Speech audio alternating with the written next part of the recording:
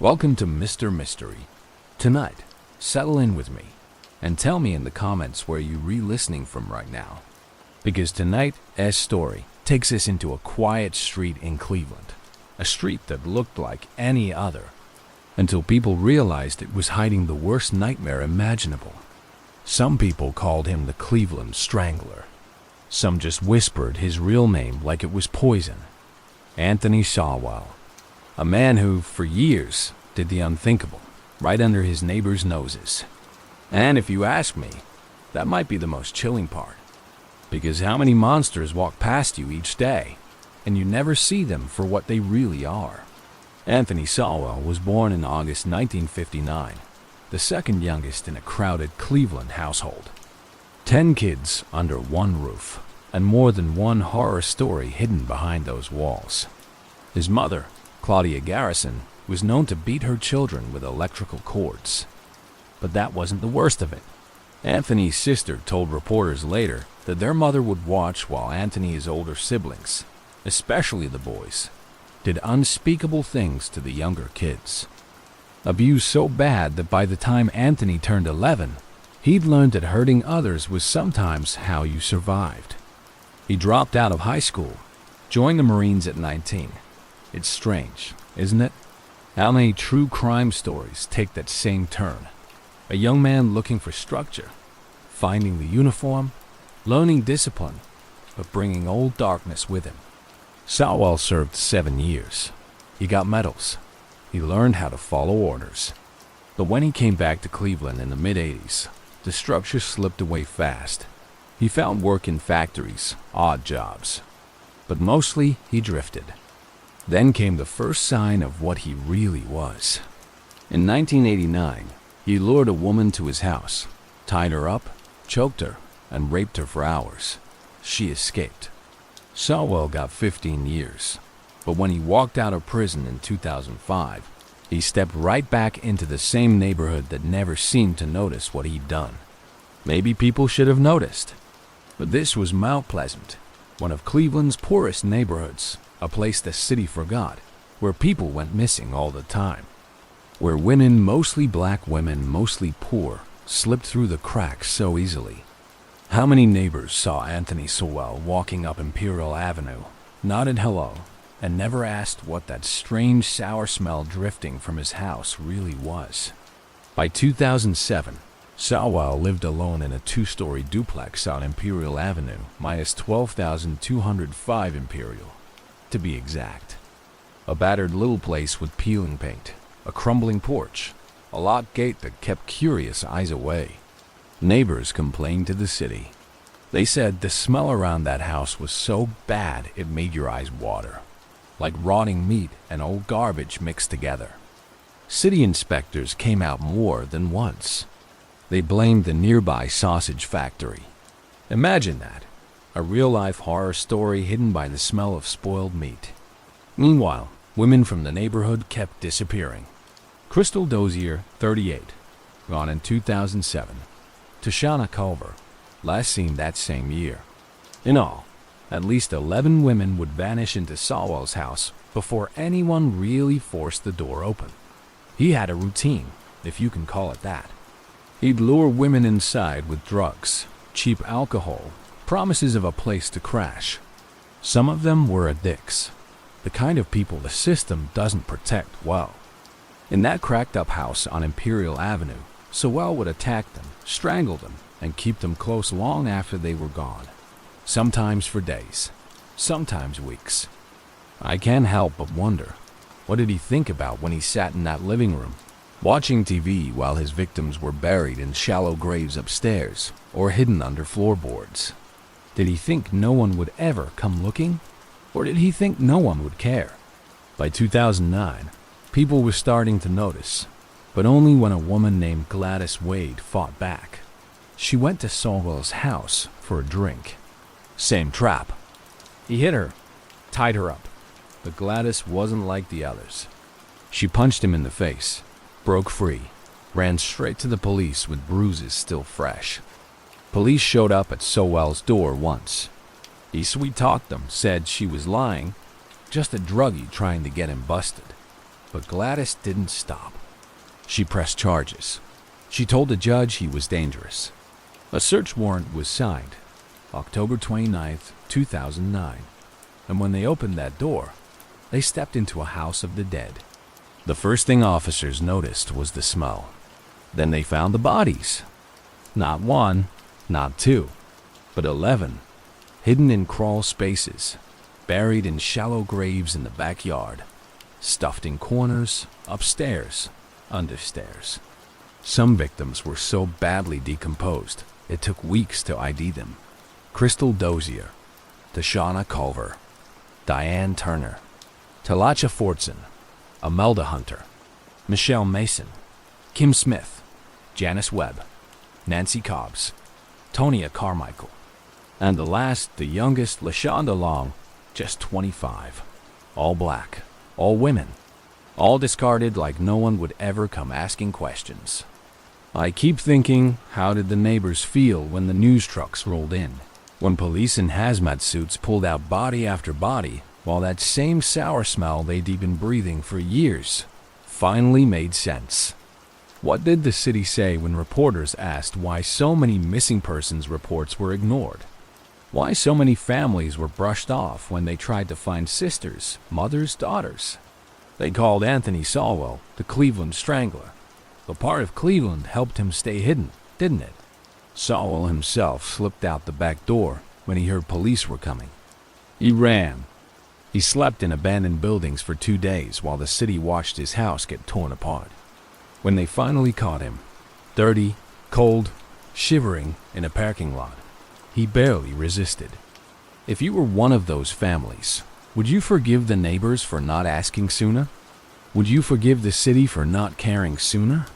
When they tore down the house on Imperial Avenue in 2011, people came out just to watch.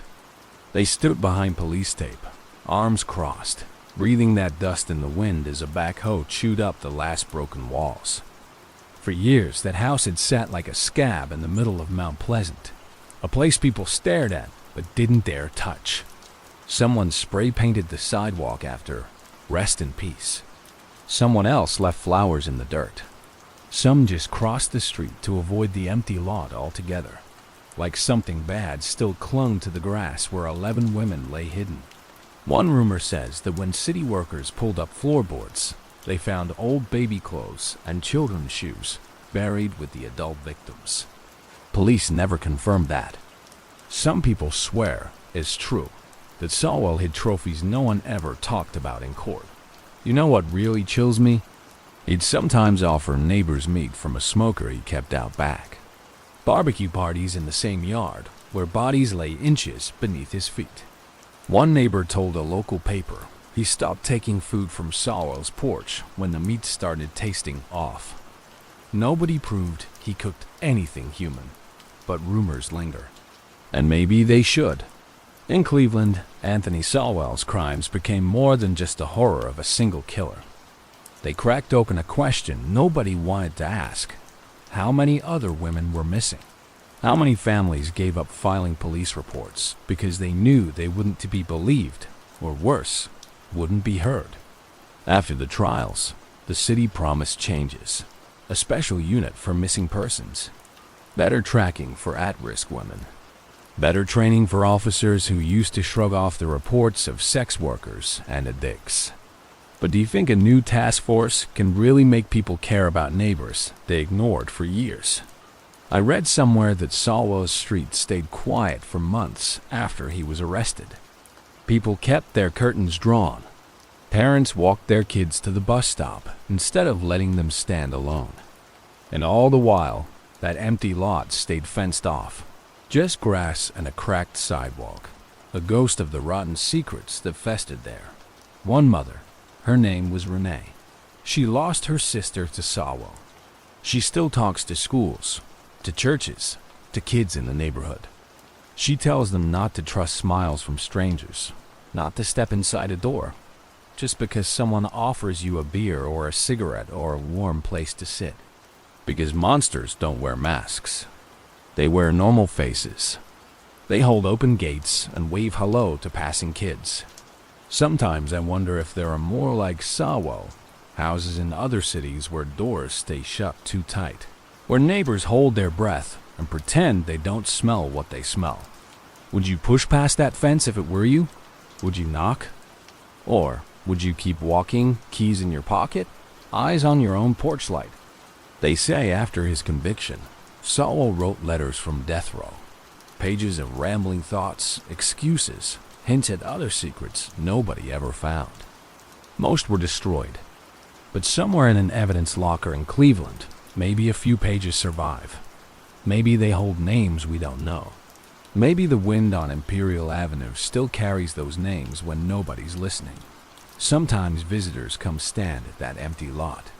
They take photos for true crime blogs, hush podcasts, haunted walking tours. They snap a selfie, point it where the front door used to be, then they go home and forget. But for the mothers, the sisters, the daughters who keep flowers pressed between old pages of missing posters, forgetting isn't an option. If you're still here, with me, Mr. Mystery, tell me in the comments. Do you believe monsters like Anthony Sowell are born broken? Or does a place, a family, a city that turns its head, help them grow their claws? Lock your doors tonight. Check the windows. Check on the neighbor you never see. And if you ever smell something that shouldn't be there, don't pretend it as nothing. Because next time, the House of Horrors might not be on Imperial Avenue. It might be just down your street. In the summer of 1977, Oklahoma was already thick with heat and buzzing with the sound of cicadas. In a rural patch of Mays County, miles from any city lights, there was a stretch of pine and scrub oak that local kids knew well, the woods around Camp Scott. Camp Scott had been around since the 1920s, an old-school summer camp for girls. It was the kind of place with creaky wooden cabins, canvas tents on wooden platforms, counselors who sang songs at dusk, and trails that snaked out into the trees so far you'd lose your sense of time. It was safe, or at least everyone believed it was. On June 12, 1977, more than 100 girls poured out of buses and station wagons at the edge of that camp. They were ages 8 to 12, some first-timers clutching sleeping bags bigger than they were, others veterans of Seymours and Singalongs. They were divided into groups, each assigned to different units named for Native American tribes: Creek, Choctaw, Chickasaw, and Kiowa. Among them were 3 girls who would never come home. Lori Lee Farmer, just 8 years old, the youngest of 5 siblings. Her mother had kissed her goodbye that morning with the kind of worry only a mother knows. Doris Denise Milner, 10, bright smile, first time away at camp, begged her mom not to make her go at first, but changed her mind when she found out her best friend would be there too. And Michelle Heather Hughes, 9, shy, bookish. Her dad said she packed half the town's library in her bag. That first night, a thunderstorm rolled in, the kind of Oklahoma summer storm that rattles the canvas tents and turns trails to mud. The girls in the Kiowa unit, including Lori, Denise, and Michelle, huddled in Tent 8, the farthest tent from the counselor's cabin. They unrolled sleeping bags, whispered secrets, wrote letters home by flashlight. One of those letters, from Denise, would be found later, unsent, stuffed in her bag. "Mom, I don't like camp. It's raining. We're in a tent. I don't want to be here." While the girls lay drifting towards sleep, someone else was out there in the dark. Later, counselors would remember strange noises, a flashlight flickering in the trees, shadows moving just beyond the glow of the campfire. One counselor claimed she heard low muttering near the latrine, but chalked it up to older girls sneaking around. No one expected a stranger in the woods. After all, this was Camp Scott, safe, protected by pine trees and decades of tradition. Who would come creeping through the tents during a thunderstorm? Around 6 a.m. on June 13th, a counselor heading toward the showers saw what she first thought were discarded sleeping bags under a tree near the trail. She stepped closer, and the world shifted. Inside those sleeping bags were the bodies of Lori Farmer, Michelle Hughes, and Denise Milner. Beaten, strangled, one had been sexually assaulted. They'd been dragged from Tent 8 into the darkness, then dumped like a terrible secret just yards from where dozens of girls still slept, dreaming of camp songs and pancakes. Word spread like wildfire, but carefully. Staff roused the girls, told them camp was over, packed them into buses before most of them knew why. Parents got the phone call no parent should ever get. Lori's father raced down country roads so fast he barely remembers the drive. Denise's mother collapsed when she heard her daughter's name on the line. Sheriff's deputies, OSBI agents, state troopers, they all poured into that pine thicket. They found a single bloody footprint on the wooden floor of Tent 8. A flashlight left behind, its lens covered with duct tape to narrow the beam. A trick to stay hidden. A crowbar. A rope. And rumors that someone had been living in those woods for days, maybe weeks. Did you know Camp Scott had already felt a warning? 2 months before the murders, counselors reported a tent had been ransacked during a training session. Their donuts stolen, sleeping bags slashed. A single note was left behind, scribbled in a messy hand. "We are on a mission to kill 3 girls." Some said it was just kids pulling a prank. But what if it wasn't? What if the mission was real all along? Police turned the county upside down. They brought in dogs, combed trails, found a cave about a mile from Tent 8. Inside, photos, stolen items. A pair of glasses taken from the camp. They found fingerprints, shoe prints, bits of tape. But in 1977, forensic science wasn't what it is now. Whispers started fast. Who could do this in a place meant for laughter and marshmallows? Some said it had to be an outsider, a drifter. Others looked closer to home. One name rose to the top: Jean Leroy Hart. Cherokee, local, escaped convict. He'd broken out of prison 4 years earlier and vanished into the thick woods of Mays County, hiding among old friends and relatives. He had a record: rape, burglary. He knew those woods like his own skin. But here's the question that sticks in your throat. Could one man live that close to a crowded summer camp? Slip between pine trunks in a thunderstorm? Creep into a tent without a sound? The sheriff thought so. He called Hart the prime suspect, brought in trackers to sweep the hollers and ridges where Hart might run. They found hints: an abandoned cabin with food wrappers, muddy boots, or tape. Days turned into weeks. Locals locked doors that had never known a lock. Farmers patrolled fence lines with shotguns. Kids were kept inside, too scared to sleep out under the stars. And still, Jean Leroy Hart was nowhere. If you were a parent back then, would you ever send your child back to camp? Would you trust a tent wall to keep out the dark? This was just the beginning. The hunt for Hart would twist through back roads and family secrets. The trial, if you can call it justice, would stir up bitterness that still lingers in Oklahoma's red clay soil. But that's for later. First, they had to find the man they swore had stolen 3 daughters from the safety of a summer night.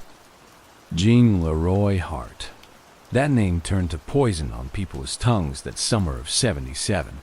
Some folks whispered it in fear. Others shouted it in anger.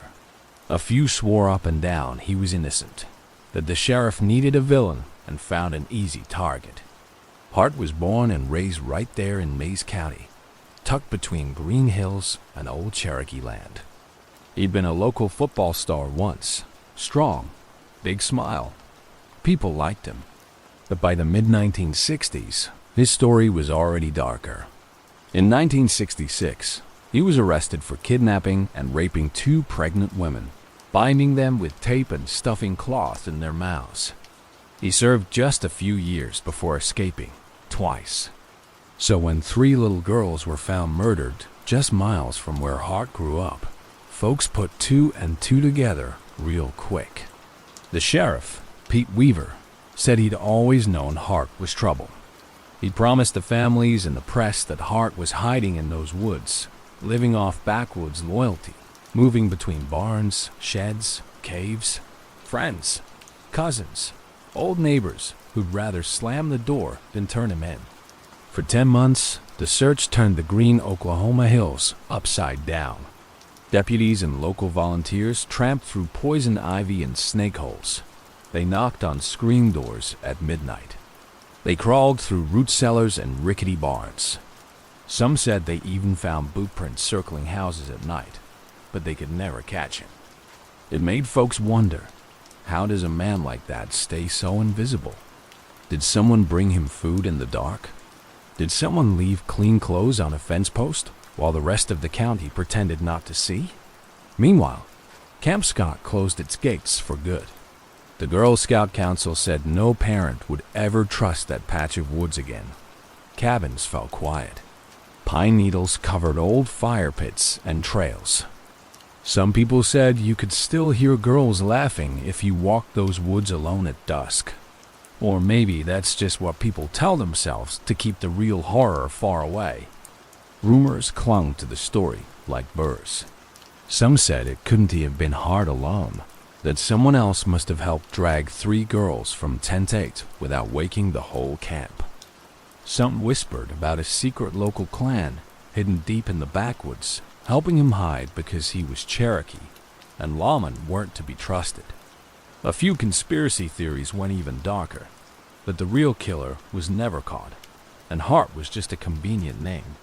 But the sheriff didn't care for rumors. He wanted a face to show the families, and he was sure Hart was it.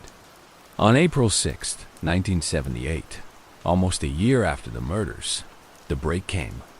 Deputies followed a tip deep into the Cookson Hills, where creeks cut through the woods and old hunting cabins dot the ridges. They closed in on an old shack at dawn.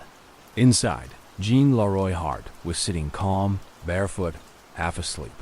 He didn't fight. He just looked at the deputy and said, "You got me." They drove him back to Mays County in handcuffs, crowds lining the roads. Some people threw rocks at the patrol cars. Others shouted his name like he was some kind of folk hero. That part still stings, that some people didn't just see 3 murdered girls, but saw a man standing up to the system that had pushed his people down for generations. The trial started in March 1979. It felt like the whole state squeezed into the courthouse. Reporters, local families, angry neighbors, the girls' parents clutching photos that were too big for their shaking hands. Prosecutors laid out the evidence. The cave with the stolen items, the flashlight, the bloody footprint, the duct tape that matched tape found at Hart's old hideouts. They said the odds were too tight. Who else could live like a ghost in those woods for 10 months and leave no trace but a trail of fear? Hart's defense said it was all lies and sloppy police work. They pointed to the fact that no one saw him at Camp Scott that night. No fingerprints matched exactly. No DNA, not back then. Not with 1970s forensics. They said he was an easy scapegoat. A poor Cherokee man with a bad past and no money for a big city lawyer. For days, the jury sat through the grim details. What was done to Lori, Michelle, Denise? The canvas tent flapping in the storm. The cruel letter left weeks before. The stolen glasses found in Hart's hideout. One juror said later he'd be awake at night hearing the girls' mothers sobbing in the hallway during breaks. And then, after all that, the twist. The verdict came back not guilty. The jury said the evidence didn't hold. Some jurors wept when they spoke to reporters. They believed Hart was dangerous, but the state hadn't proven it beyond a shadow of a doubt. The families were shattered all over again. The sheriff nearly broke down in front of the cameras. Some folks in the back of the courtroom cheered. Others left in stunned silence. But here's the part that feels like fate caught up quick. Hart never walked free. He went back to prison to finish his old sentence for rape and kidnapping. Just 2 months later, while lifting weights in the prison yard, Gene Leroy Hart dropped dead from a heart attack at age 35. Some called it justice. Some called it convenient. A rumor spread that he was poisoned by inmates or guards who didn't want him telling stories. No one proved that. His death certificate just said heart failure. And so the case stayed cold. Files boxed up, fingerprints sealed away, old tent poles rotting under Oklahoma pine needles. The family's got no real answers, no confession, no final truth. Years passed. Generations turned the story into a ghost tale. The camp that was never safe. The 3 girls who never came home. The suspect who slipped through the cracks and then slipped through time. If you ask locals today, some still say they believe Hart did it. Others swear someone else walked those woods that night. A few wonder if the truth was buried with him under a red clay grave. And so the question lingers for anyone who's still listening. Would you ever sleep in a tent again? Miles from the nearest porch light. Would you trust a flap of canvas and a zipper to keep you safe from whatever moves in the dark?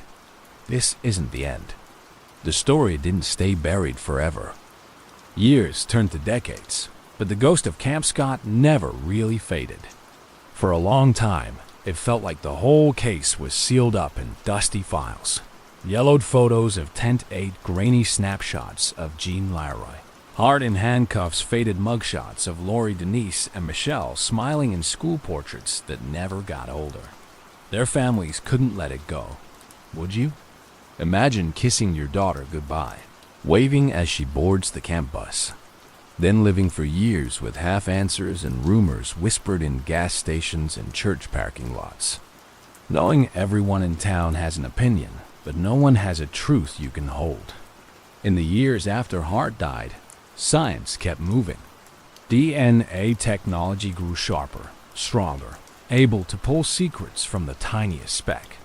But for a long time, the samples in the Girl Scout case were too degraded, too delicate. Pieces of duct tape, scraps of rope, a single hair found in the flashlight left behind, all stored in sealed evidence boxes that sat on cold shelves while the world changed. Sometimes those boxes felt like a ticking clock. Some in the sheriff's office said opening them again would only stir up old wounds, but the families pushed. They wrote letters, called TV stations, begged new generations of detectives to try one more time. Meanwhile, the camp sat silent. Trees grew thicker around old trails. The dining hall collapsed under snowstorms. Some said you could sneak past the rusted gate and still find the stone fireplace where counselors once told ghost stories, before the real ghost stories swallowed them all. Teenagers dared each other to spend the night out there. Some claimed they heard footsteps crunching pine needles when they lay awake on old tent platforms. Others said they saw a man's shadow moving at the edge of their flashlight beam. Maybe it was just wind. Maybe it was guilt hanging in the branches. Then, decades later, in 2008, a fresh push came. The OSBI, Oklahoma State Bureau of Investigation, agreed to reopen the case files. They cracked the boxes, lifted out the old duct tape, the rope fibers, the hair clinging to a strip of electrical tape. This time, they had better tools. Early tests came back hopeful. Partial profiles, blurry, but enough to build from. But that hope turned bitter quick. The DNA sample was so small, it couldn't stand up to court standards. Too contaminated, too broken down by years of Oklahoma heat and humidity.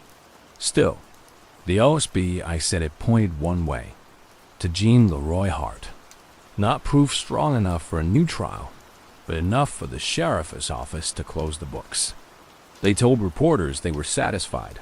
Hart did it, they said. Case closed. But ask the families, and some still hesitate. A partial DNA match isn't a confession. Hart never spoke a word before he died in that prison yard.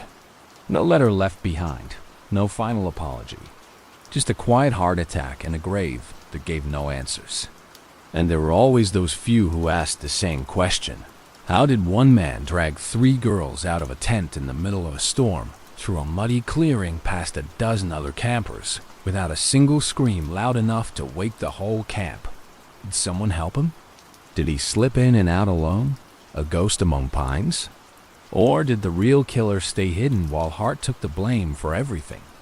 Small-town rumors don't die easy. Even now, people in Mays County trade stories. Some swear there was an accomplice, a relative, an old friend who knew the trails behind Camp Scott like the back of his hand. Some say the person moved out of state years ago, started a quiet new life under a different name. No charges, no trial, just whispers that float out with the wind over the empty camp. And still, every few years, someone says they'll try one more test. New DNA methods, genealogy sites that track family lines like threads through time. They say maybe someday the last hair left in that flashlight will sing out the truth. Or maybe the truth is gone, buried in the red dirt with Jean Leroy Hart. Meanwhile, the mothers and fathers who once paced the courthouse steps got older. Some passed away still waiting for certainty. Some siblings, grown now, with kids of their own, stand at memorials and wonder what their sisters would have become. Teachers, nurses, mothers, friends. Sometimes I wonder what would happen if Camp Scott opened its gates again. Would any parent ever feel safe pitching a tent on that soil? Could you lie awake on the canvas, hearing the wind move the branches, and not think about footsteps on wet pine needles? The cabins are gone now, rotted, crushed by ice storms and years of neglect. The Kiowa unit, where Tent 8 once stood, is nothing but a clearing overgrown with weeds and saplings. But sometimes people say the air feels different there. Colder, heavier, like the woods remember. If you were there now, would you stand in that spot? Would you feel brave enough to close your eyes and listen for voices that never got to grow up? This story isn't quite finished yet. Some people still fight for answers. Some keep hoping science will catch up to old secrets. And somewhere, the last truth of that stormy night in 1977 waits, tangled up in old rope fibers, raindrops, and a name carved into the rough wood of Tent 8. Maybe the saddest truth about this story is how much it refuses to settle. Time smooths out most tragedies. Names fade, memories get blurry, old places turn to dust and grass. But this one still catches people at the back of the neck, like a chill that won't leave the skin. Every few years, someone drives the old camp road just to see what's left. They stand at the locked gate. They peek through the brush where pine saplings have swallowed the trails. Some say you can still find scraps of stone where the dining hall once stood, a fire pit ringed in moss. A circle where girls sat cross-legged and whispered ghost stories that turned out not to be the scariest thing waiting in those woods. Locals say the families still gather sometimes, private and quiet, far from TV cameras. They light candles. They bring photos of 3 girls in 70s dresses and bright hair ribbons. They stand together and don't say much. Because what is there left to say when decades have stolen all the right words? Some parts of the story never made sense and probably never will. Who was the letter for? The one warning, "We are on a mission to kill 3 girls." A prank? A clue? A confession left out in plain sight? If you ask old-timers in Mays County, some think that note was the killer's way of bragging. Others think it was a hoax that turned out to be prophesied by pure, ugly chance. And what about the stories of footprints in the mud, shadows slipping between the tents? Did other girls wake that night and shut their eyes tighter, telling themselves it was just thunder, not footsteps? Maybe there were more witnesses who never knew what they saw. Even now, half a century later, when the wind hisses through the trees in that patch of Oklahoma, it's easy to imagine the echo of that storm. Canvas flapping rain beating on wooden platforms, and someone moving through the dark careful as a breath unstoppable as the thunder. In the end, maybe it's not about Jean Leroy Hart anymore. Maybe it's about how fragile safety really is. How a flap of canvas and a circle of pine trees can feel like a fortress until they aren't. How quickly a summer camp full of giggling girls can turn into a cold crime scene that never truly closes. Some folks say the story keeps them up at night because it reminds them monsters don't always wear masks. They wear familiarity. They know the back trails. They slip between pine trunks while everyone's too busy watching the rain. They plan, they wait, and sometimes they get away with it, or close enough that a whole community spends the rest of its life wondering if they really got the right man. Every parent who ever sent a child to camp knows that flicker of fear in the back of their mind. We all want to believe the world has borders, that good fences, locked gates, a strong flashlight can keep the worst out. But this story says maybe not. Maybe the worst thing can slide under a canvas flap in the middle of the night, and sometimes no amount of locks or prayers or campfire songs can stop it. And yet, in the middle of all that darkness, there's something else too. The mothers who wouldn't stop asking questions. The fathers who wore out shoe leather hunting answers. The siblings who grew up and told this story so nobody would forget Laurie Farmer, Michelle Hughes, and Denise Milner. 3 kids who wanted nothing more than a summer adventure under the stars. People say that when the last trace of the camp is gone, when the weeds swallow the last fire ring, when the paths vanish under fallen branches, maybe the story will sleep too. But I don't think so. Because as long as someone wonders how as long as some family keeps a candle burning on a mantle as long as kids still pack up sleeping bags for their first night in a tent and parents stand at the car window just a moment longer before they drive away, the story stays awake too. It lives in the question we all whisper when we hear the wind through the trees. Could it happen again? So tonight, wherever you are, if you find yourself drifting off under the soft sound of rain and the safe hum of walls around you, spare a thought for 3 girls who dreamed under canvas and trusted the night to hold them safe. And remember that some stories never close. They wait in the dark for someone to listen, someone to wonder, someone like you. Sleep well tonight, if you can. They called her the Black Dahlia, a name that dripped out of Hollywood gossip columns and crime blotters like cheap gin behind velvet curtains. But before she was a headline, before she was a ghost that still haunts Los Angeles after midnight, she was just a young woman trying to make it in a city that promised fame but mostly delivered broken dreams. Her real name was Elizabeth Short, born July 29, 1924, in Hyde Park, Massachusetts, 5th of 5 daughters. Her father, Cleo, once built miniature golf courses until the Depression ate his fortune and his pride. One morning, when Elizabeth was just 6, Cleo's car was found abandoned by a bridge. Everyone thought he jumped. He didn't. Years later, he turned up alive, living in California, like California was his escape hatch. Elizabeth grew up chasing something bigger. She had bright eyes, dark curls, a delicate way of talking. Friends said she wanted to be a movie star. Who didn't in 1940s LA? She drifted west in her teens, worked in diners, posed for photos she hoped might land her a break. She called herself Beth, sometimes Betty. She liked older men in uniform, soldiers, airmen, men who made promises on leave and then disappeared when the war ended. By January 1947, she was 22 and drifting through cheap hotels, friends' couches, bus depots. One week, she was seen at a hotel bar downtown, laughing with a man no one could name. The next, she was seen at a drugstore, then gone again. Hollywood devours hopefuls like Beth. They come with dreams. They leave in gossip columns or not at all. On the morning of January 15th, 1947, Los Angeles woke up to what would become the most infamous murder scene in its history. It was Leimert Park, then a quiet middle-class neighborhood south of downtown. A mother named Betty Bersinger was walking with her 3-year-old daughter along South Norton Avenue.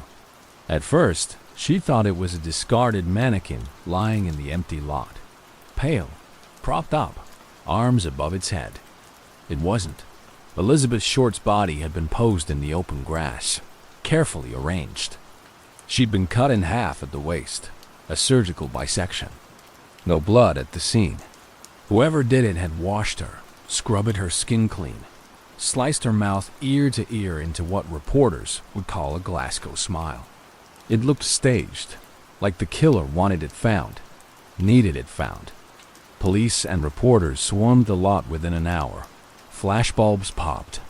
Cops laid down tarps that did nothing to hide what people were seeing.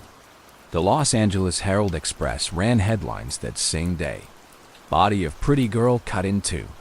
Overnight, Elizabeth Short, the forgotten wanderer, became the Black Dahlia.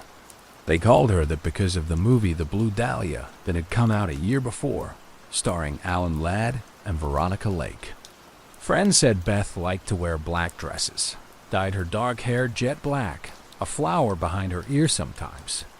Hollywood gossip columnists loved it. The Black Dahlia. It sounded glamorous, terrible, beautiful, and ruined. Just the way Los Angeles liked its secrets. The coroner's report was worse than the headlines. She'd been tied up, tortured, pieces of her flesh cut away, rope marks around wrists and ankles. Yet her makeup was still faintly visible under the careful wash, lipstick smudged like a ghost smile beneath the brutal grin someone carved into her face. They found no blood, no murder weapon, just a single heel print in the dirt tire tracks. Los Angeles was bursting with drifters and movie wannabes, every block a half-built dream. Whoever killed Elizabeth Short vanished back into that sprawl before the city even realized what it had lost. Reporters dug up every scrap of rumor they could find. They tracked down old boyfriends, an Air Force lieutenant, a bartender, a sketchy Hollywood promoter. They wrote that she was a party girl, or a drifter, or a tease. Some painted her as an innocent girl lost to a brutal city. Others twisted her into a black widow whose own choices brought the nightmare. But the truth was simpler. She was alone. She was vulnerable. And someone wanted her death to be seen, posed like a sick piece of art on a quiet neighborhood lawn. That same week, the Los Angeles Police Department started getting letters, ransom style, words cut from newspaper clippings pasted onto envelopes. One read, "Here is Dahlia's belongings." Inside was her birth certificate, some snapshots, an address book, all wiped clean with gasoline to destroy fingerprints. The killer was playing with the press, the police, with all of Los Angeles. So here's a question for you tonight. What kind of monster kills like that, and then writes polite notes about it? Who stands in the dark with gasoline and a pair of scissors, chuckling at headlines, knowing he's turning a dead girl into Hollywood's grimmest rumor? It's 1947. There's no DNA. The city's top detectives work the case 24/7, but for every real clue, there are 10 fake leads, 100 drunks in downtown bars, bragging they did it for a drink and a warm cell overnight.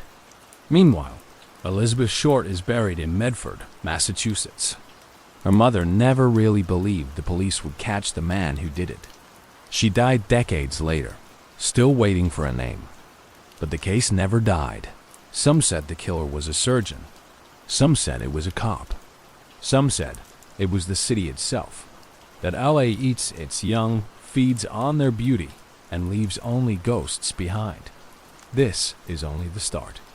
The list of suspects grows longer than Elizabeth Short's obituary ever was. The moment Elizabeth Short's name hit every front page from LA to Boston, the suspect list grew like weeds after rain. Boyfriends, bartenders, movie men, mobsters. But one name keeps crawling back whenever you dig too deep into the Dahlia's open wounds. George Hodel, a wealthy doctor, brilliant surgeon, socialite circles. The kind of man who threw decadent parties in a Spanish Revival mansion up in Hollywood Hills. The Soden House, they called it. An architectural fever dream of Mayan Revival stone and hidden hallways. Some said it looked like a temple. Others called it a tomb. Hodel was charming, of course he was. Dark hair, pencil mustache, a taste for liquor and scandal. He moved in tight Hollywood circles. Artists, bohemians, actresses who never quite made it past the studio gate. And when the LAPD started looking at who could cut a body in half that cleanly, the surgical precision, His name made too much sense to ignore. Here's where it gets ugly. In 1949, just 2 years after Elizabeth Short's body was found, George Hoddle's own daughter, Tamar, accused him of something unspeakable: incest. She was 14. He was arrested, put on trial. He walked free. The jury didn't believe her. Or maybe they didn't want to believe her. Meanwhile, the LAPD quietly bought his mansion. This is real. They wired hidden mics in the walls, listening while Hodel paced his Mayan temple at night, pouring drinks, bragging to friends. The transcripts, buried for decades, still twist the stomach. At one point, Hodel says, "Supposing I did kill the Black Dahlia, they can't prove it now. They can't talk to my secretary because she's dead." Think about that. A man alone in his home, mumbling in the dark, half daring the walls to accuse him. Who talks like that if they're innocent? And that secretary? Ruth Spaulding. She died in 1945, officially an overdose. But rumor says Hodel might have staged it after she threatened to expose shady abortions he performed in secret, under the table for Hollywood starlets who couldn't risk a scandal. Some nights I wonder, how many of LA's glittering secrets went through George Hodel's hands, cut open on a clean white table, no questions asked. Decades later, Hodel's own son, Steve Hodel, a homicide detective for LAPD, found the old wiretap files. He turned his father's name back into front-page horror, writing a whole book arguing that George Hodel didn't he just kill Elizabeth Short. He might have killed others too. The evidence? Hodel had surgical skill. He was in law when Beth died. He liked games, letters, puzzles, the thrill of dancing just out of reach of the badge. And that house, the Soden house, neighbors claimed they heard screams in the courtyard late at night. That backyard has drains built into the stone. Blood would disappear fast under a garden hose and a night fog. Hodel left LA not long after the heat got too bright. He drifted through Asia, came back only to die quietly in 1999. Never charged, never forced to confess. His son still calls him the Dahlia Killer. But the LAPD won't say so. Maybe they can't. Maybe they don't want to. Do you believe a man's own child would lie about something that monstrous? Or is it easier to think he saw a chance for a sick kind of fame? Here's the part that chills me most. The letters. Weeks after Elizabeth's body was found, the Black Dahlia Avenger letters arrived at the LAPD, ransom style. Newspaper clippings pasted like a child's prank. One read, "Have changed my mind. You would not give me a square deal." Dahlia killing was justified. Inside, pieces of her belongings. The killer taunting the city like it was a private joke only he could understand. Some people think those letters match Hodel's style, precise, mocking, always one step ahead. Others think the letters were fakes, sick pranksters craving the spotlight. What's more terrifying? That the killer watched from a shadowed mansion while the whole city panicked. Or that a stranger, faceless, nameless, did it for no reason at all, then slipped back into the sprawl forever. The LAPD's files from that time look like a black hole of half-answers. Corruption rumors, bribes. Back then, LA was run by gangsters, shady studio fixers, and cops who might have buried inconvenient truths under piles of hush money. Elizabeth Short was just a girl trying to get noticed. In the end, she was noticed too much, and the city never let her rest. To this day, if you stand on South Norton Avenue, where Betty Bersinger found her, you'll find nothing but houses now. Quiet lawns, kids on bicycles, garden hoses coiled by the porch. But every so often, some night owl drives by, kills their headlights, and just sits there, wondering who did it, who got away with it, and why nobody ever paid the price. But the story doesn't end with George Hodel. There were other suspects, a pile of them. A drifter named Jack Anderson Wilson, who claimed he knew the truth. A shady bellhop. A butcher. A handful of dirty cops who might have known more than they ever said out loud. The truth is, Hollywood loves an unsolved mystery. It feeds the myth. It keeps the Dahlia alive, beautiful, dead, forever young, forever posed in that lot where she never asked to be famous. Some people think the answer is out there, waiting in yellowed files and forgotten confession notes. Others say the Dahlia wants to stay unsolved, that's more powerful as a ghost than she ever was, as a struggling dreamer in borrowed dresses. And so the city goes on. New starlets line up at casting calls. New drifters step off buses at the Greyhound Depot. The boulevard hums under neon. But somewhere under the hum, Elizabeth Short's name still whispers through the palms. After Elizabeth's body was found, and the Avenger letters started to land on the detectives' desks, Los Angeles turned into a carnival of whispers and dead ends. If you opened a paper that winter, you'd see her face. Black curls, soft eyes. Always the same studio headshot they printed again and again, until it didn't feel like a person anymore. It felt like a brand. A horror stamped on every street corner. The LAPD had a new lead every hour. A bellhop confessed, then recanted. A drifter claimed he deed on it with two friends in a drunken haze. Turned out he wasn't even in the state. One man, Walter Bailey, a surgeon who lived blocks from where Beth's body was found, died without ever being questioned properly. His family whispered for years that he might have been the real cut behind the smile. All told, over 500 confessions poured in across a decade. Some were jailhouse brags. Some were hoaxes from lonely men who wanted their names in the paper for a day before slipping back into the shadows. Some were heartbreakingly real enough to rattle the detectives, but every time they tried to match prints, match handwriting, match footprints in that vacant lot, the trail vanished like a ghost in the Hollywood smog. You'd think a city would let a dead girl sleep. But the press didn't stop. Reporters fought for scraps. Who was Elizabeth really? They painted her both ways, a sweet kid with movie star dreams, and a seductress who asked for the wrong attention. One paper even published fake stories about her secret life.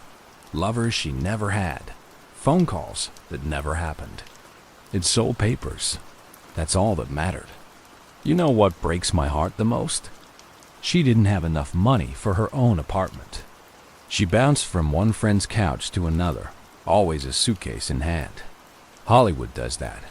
Promises the world, then lets you drift down a boulevard where someone like George Hodel might smile too wide and say he can help. Her mother, Phoebe Short, got the news in the worst way possible, through a reporter. He called her back east, pretending Elizabeth had won a beauty contest. Then, he milked her for sweet details about her daughter's childhood, her favorite colors, her old dreams, before telling her the truth. Your daughter's dead. Cut in half, posed in the dirt like a warning no one could read. Sometimes, I wonder what would have happened if Beth had caught the right break. A bit part in a cheap noir, a gig as a studio secretary, a bus ride home to Massachusetts before the worst man in LA found her walking alone on a January night. Instead, she became a symbol, the Dahlia, a black bloom of rumor and dread. Tour buses roll down Norton Avenue to this day, pointing at that ordinary patch of grass where the ghost still lies down in the dark. People stand there at dusk, snapping selfies. Some leave flowers. A few swear they hear a soft voice in the wind. Just a breath, nothing more. Maybe that's guilt. Maybe it's the city talking back. And the confessions? They kept coming long after the headlines faded. In the 50s, a drifter in San Francisco claimed he did it, then vanished. In the 60s, an old ex-boyfriend wrote a dying letter saying he helped cover up the scene. No proof. Even into the 90s, the phone at the LAPD's cold case unit rang now and then, someone's drunken uncle on his deathbed saying he was the real Avenger. None of it stuck. None of it closed the door. The files grew thicker, yellowed around the edges. Detectives passed the binder down to the next man, then the next. And always the same question. How does a city lose a killer who brags, who writes letters, who poses a body like a puzzle nobody can solve? Some say it's because the truth was too dirty. That George Hodel knew people, doctors, cops, studio men with secrets worth burying alongside the Dahlia. One of Hodel's friends was John Huston, the famous director. Did he know something? Or did he just enjoy the same parties? The same half-lit mansions where everyone pretended they didn't see the shadows moving behind the curtains? The deeper you go, the more it rots your brain. Beth, the real girl, she fades behind the legend. It's easy to forget she was just 22. Could have been your sister. Your friend on a bus bench, scribbling postcards home. She should have been someone's old grandmother by now, telling stories about a city she survived. Instead, she's still that black and white smile under the word unsolved. So, what do you believe? Did George Hodel carve her up in that Mayan house? Did the city look the other way because he knew where too many skeletons were buried? Or was it someone nobody ever named? A face nobody remembered passing on a Hollywood sidewalk? One thing's certain, the Black Dahlia's real killer didn't just murder a young woman. He built a ghost story that LA still can't shake loose. And somewhere in the hush of the palms along South Norton Avenue, that story still waits for an ending. Decades slip by, but Elizabeth Short never really leaves Los Angeles. She stays in yellowed clippings, in thick manila folders, down in the LAPD'sment, in whispered tour bus spiels rolling past South Norton Avenue when the sun goes down and the palms sway just enough to make you shiver. Her grave is in Medford, Massachusetts, half a continent from the dusty lot where she was left for the city to gawk at. Sometimes people leave fresh flowers there. Sometimes they slip notes under the stone. I'm sorry. You deserved more. We haven't forgotten. Little gestures to a girl they never met but feel like they know, because the city never really let them look away. George Hodel's son, Steve, made it his life's mission to finish what the LAPD never could. A detective himself, decades on the force, he started digging through the boxes his father left behind. Cryptic diaries, photographs that looked too close to the crime scene to be coincidence. He points to the handwriting on the Avenger letters, to the surgical skill, to the wiretap quote, "Supposing I did kill the Black Dahlia." He swears the house on Franklin Avenue, the Soden house, still hums with the truth, if you stand in the courtyard at night and listen hard enough. Steve Hodel wrote books about it, did TV interviews. He even chased DNA links to old evidence, hoping for a smoking gun. Some people say he's just trying to sell a story. Others say he's the only one who ever really cared enough to give the Dahlia her justice. And yet, even all these years later, the city still keeps its secrets. Modern DNA attests on what little's left: a tiny scrap of saliva on a stamp, a smudge on old evidence bags, come back inconclusive, too degraded, too touched by a dozen careless hands in the decades before anyone thought DNA could speak for the dead. It's almost like LA wants this ghost to stay half-told. The myth is too good, too tragic, too seductive to close up in a single mugshot and a final confession. Elizabeth Short lives on in neon-soaked noir novels, in black and white crime shows that flicker at 2 a.m. when the city's too quiet, in horror movies and half-true podcasts. She's become every girl who ever stepped off a bus into Hollywood, hoping the lights would catch her in just the right way. But beneath the rumor, there's the real girl, Beth. If you stand in Lemur Park today, you won't see any sign telling you what happened there. There's no marker, no plaque, just ordinary sidewalks, families pushing strollers, dogs sniffing at the edge of the grass where Betty Bersinger's daughter once tugged her hand and asked, "Mommy, what's that?" Sometimes that's the cruelest thing about old cities. They pave over the screams, lay down fresh grass, let the stories slip into the roots, but they never really leave. So maybe it's fitting that the Black Dahlia's name still drifts through LA's restless nights. Maybe some mysteries need to stay open, so they can remind the rest of us that monsters don't just lurk in dark alleys or flicker across movie screens. Sometimes they wear sharp suits, pour smooth drinks, lean close enough to whisper promises you want so badly to believe. And maybe that's the real horror under the palm trees, that the city doesn't to just break your heart. It watches you disappear, then turns you into a headline to sell tomorrow's paper. So tonight, if you find yourself drifting off to the hush of rain and the soft hum of a story older than your parents remember, Elizabeth Short, not the Dahlia, not the myth, but the girl who just wanted to be seen. She got her wish, didn't she? But maybe not in the way she hoped. Sleep well if you can.